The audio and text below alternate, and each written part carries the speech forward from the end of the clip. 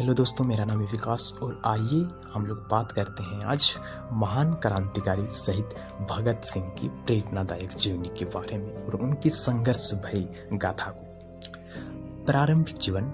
भगत सिंह का जन्म 28 सितंबर 1907 को पंजाब के बंगा गांव में हुआ था। ये बंगा गांव जो अब पाकिस्तान में है। उनका परिवार पहले से ही देशभक्ति और क्रांतिकारी गतिविधियों से जुड़ा हुआ था। उनके चाचा अजीत सिंह एक प्रसिद्ध स्वतंत्रता सेनानी थे। अगर उनकी शिक्षा की बात करें तो उन्होंने लाहौर के नेशनल कॉलेज में शिक्षा प्राप्त की। उन्होंने बचपन से ही करतार सिंह सराभा और जलियांवाला बाग हत्याकांड जैसी घटनाओं से गहराई से प्रभावित किया। शुरुआती राष्ट्रवाद से आगे बढ़कर भगत सिंह ने समाजवाद और मार्क्सवाद के सिद्धांतों का अध्ययन किया।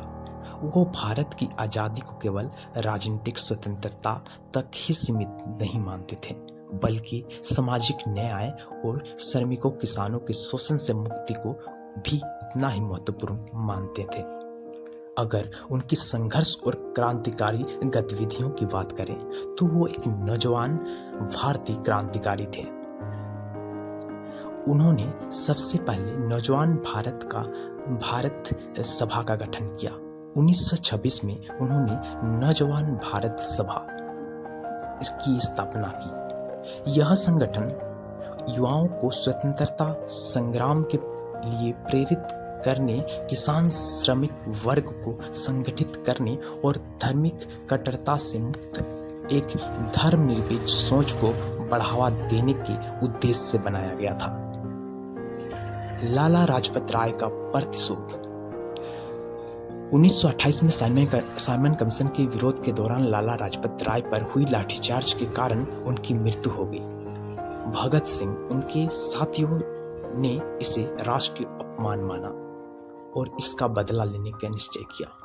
उन्होंने गलती से पुलिस अधीक्षक जन पी सैंडर्स को मार गिराया, जबकि उनका लक्ष्य जेम्स ए स्कॉट था।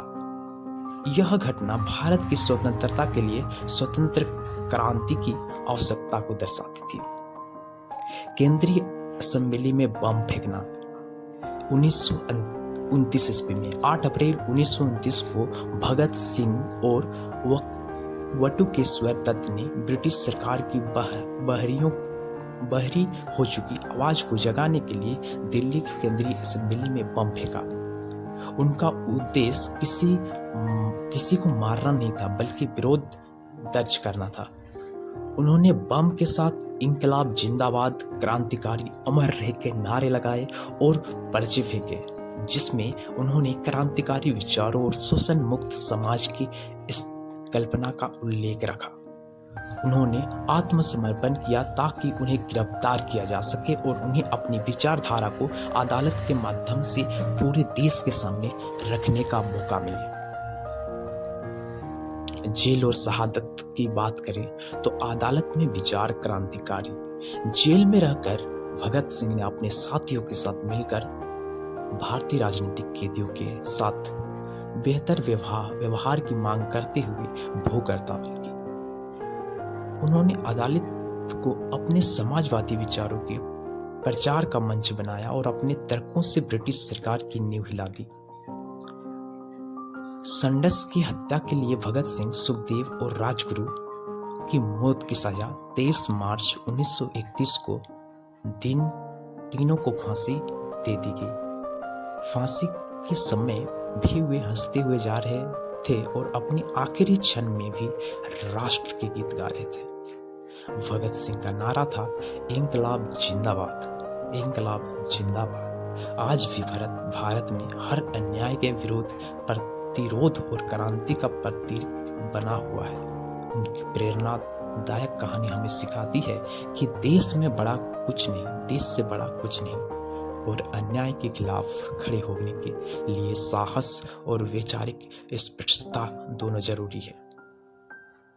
हमें भगत सिंह से सीखनी चाहिए कि देश से बड़ा कुछ नहीं होता और हमेशा अन्याय के खिलाफ खड़े रहें और साहस और वैचारिक स्पष्टता रखें। इंकलाब जिंदाबाद। जय हिंद, जय भारत।